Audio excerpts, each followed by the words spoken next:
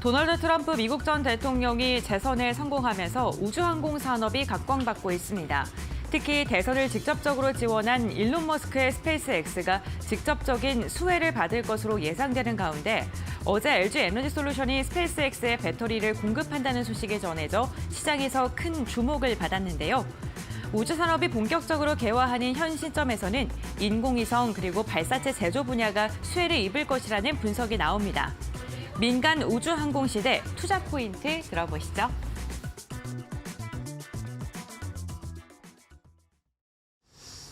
네, 이슈레다 시작을 해보겠습니다. 박근호 이사, 곽유정 파트너도 함께하겠습니다. 어서 오십시오. 안녕하세요. 자, 첫 번째 우주항공 섹터. 이게 사실은 또 트럼프 트레이드의 대표적인 또 섹터이기도 한데 네. 오늘 박근호 이사님이 준비를 하셨는데 어떤 점에 주목하고 계세요? 일단 새벽에 축하할 일이 좀 하나 있었죠.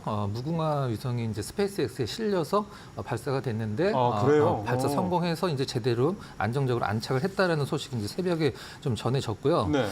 지금 시장을 움직이는 원동력이라고 한다라고 하면 사실 인물을 딱 한 명밖에 꼽을 수 없을 것 같아요. 이제 그분이라고 이제 표현을 하고 싶은데 예. 네, 일론 머스크 관련돼서 이제 뭐 전기차, 그다음에 뭐 어떤 그 위성, 그다음에 뭐 여러 가지 로봇 관련된 섹터, 로봇은 아직은 움직이고 있지는 않죠. 섹터들이 움직일 가능성이 있긴 하고 이런 것들과 관련해서 이제 지금 저궤도 위성과 관련돼서 지금 전 세계 국가별로, 그다음에 예. 기업별로 굉장히 선점하기 위해서 물론 먼저 치고 나가는 기업이 있긴 합니다만은 아직은 뭐 그 누가 이제 승자라고 얘기하기 힘들 정도로 초기이기 때문에.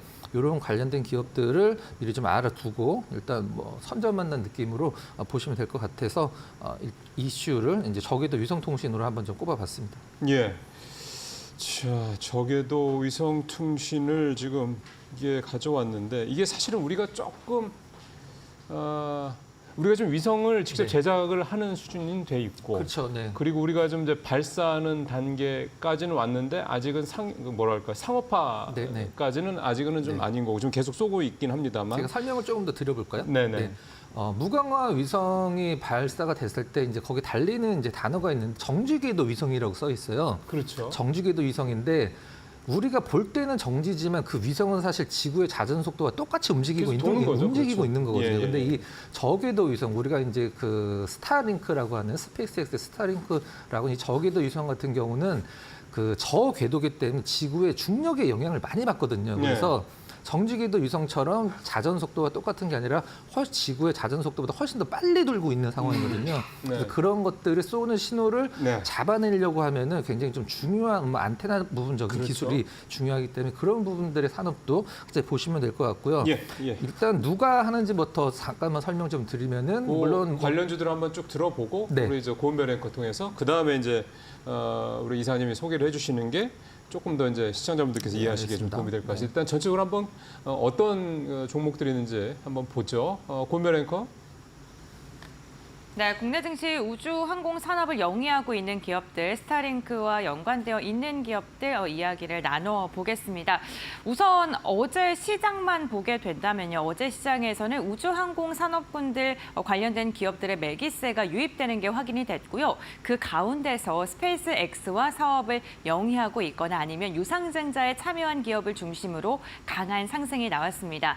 대표적으로 스페이스X의 배터리를 납품한다라는 이야기가 들려오면서 LG 에너지솔루션이 4%가량 상승했고요.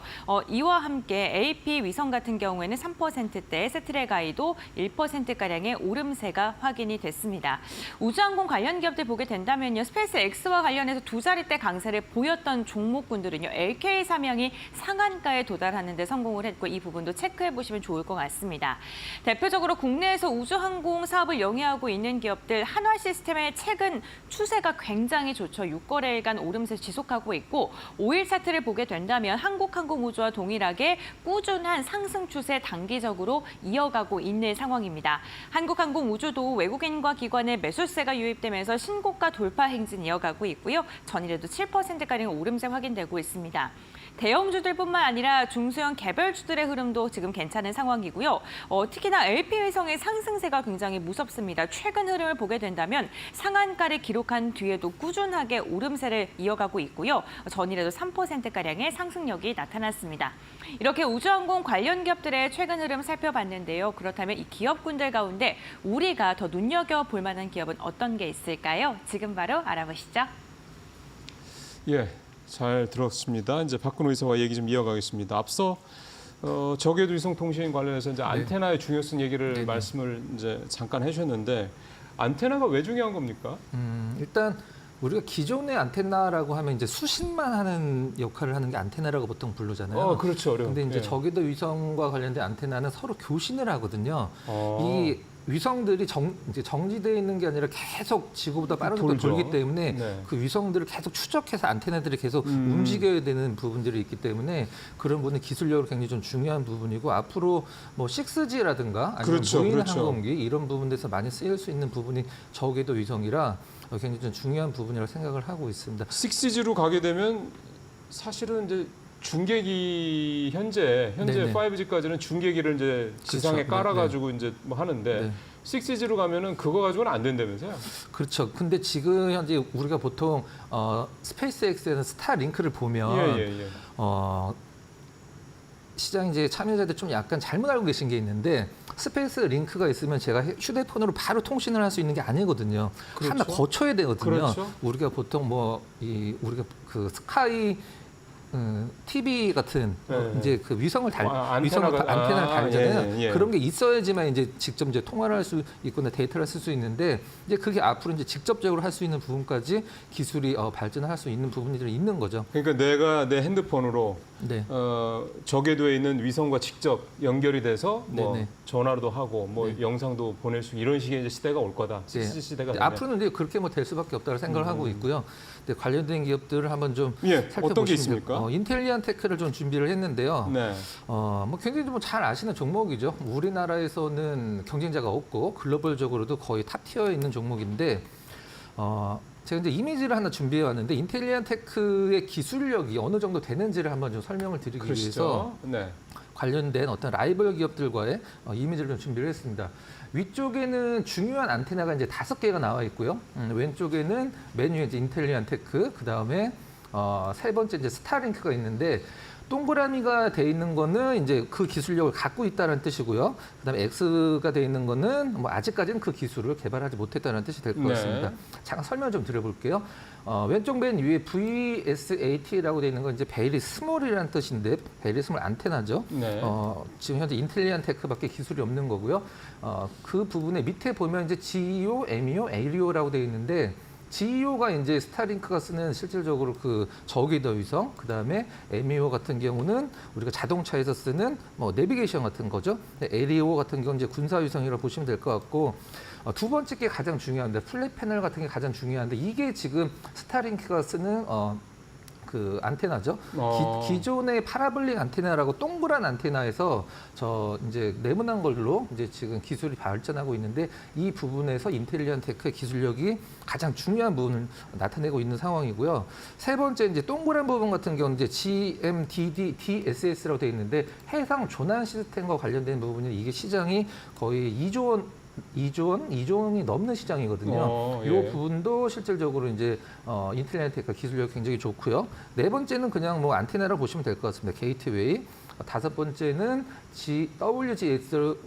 WGS라고 되어 있는 건 이제 군사 위성이라고 생각하시면 될 것 같은데 이 관련된 기업들, 경쟁사들 중에 이 5개의 기술들을 모두 갖고 있는 기업은 인텔리안 테크 하나밖에 없다라는 점을 이제 좀 어필을 인텔리안 테크에서 어필을 하고 있는 상황이고요. 이 회사가 우리나라 회사예요? 그렇죠. 예. 우리나라 기업이고요.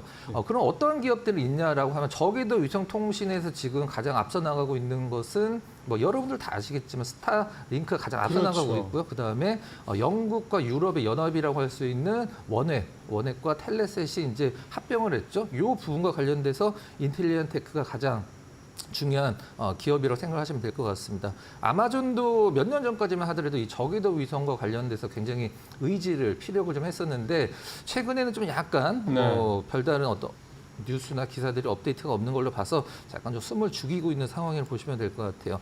자, 근데 인텔리아 테크를 지금 왜 봐야 되냐 하면 우리가 보통 지금 막 실적이 잘 나오는 기업들이 있잖아요. 네. 근데 그런 기업들도 좋긴 하지만 내년에 실적이 잘 나올 것 같다가 아니라 잘 나올 수밖에 없는 기업들이 있거든요. 그게 왜 그러냐면 네. 올해 말에 이 저궤도 위성 그 기업들이 이 인텔리테크의 발주를 굉장히 많이 했어요. 그럼 그게 무슨 말이냐면 그게 내년 실적으로 잡힌다는 부분들이 가장 중요한 부분이라. 그러니까 해외의 그런 저궤도 위성 업체들이 그렇죠. 네. 예. 이 부분들을 봤을 때 올해는 이제 재작년 대비해서 작년 대비해서 올해 실적은 약간 좀 숨을 죽이는 구간이고 내년에 본격적으로 이 저궤도 위성 시장이 개화를 한다라고 하면은 이 인텔리언테크의 높은 기술력을 이용한 안테나가 좀 주목을 받지 않을까라고 하는 생각입니다. 그러니까 저게 소위 말해서 이제 미국에서 이제 트럼프 이익이 들어가면서 우주항공 쪽에 이제 더 폭발적인 성장을 한다. 스타링크도 더 큰다. 뭐 그럴 경우에 이제 안테크도 네. 그 어떤 편승을 할 가능성이 높다 이렇게 보신다. 네, 맞습니다. 말씀이군요. 알겠습니다.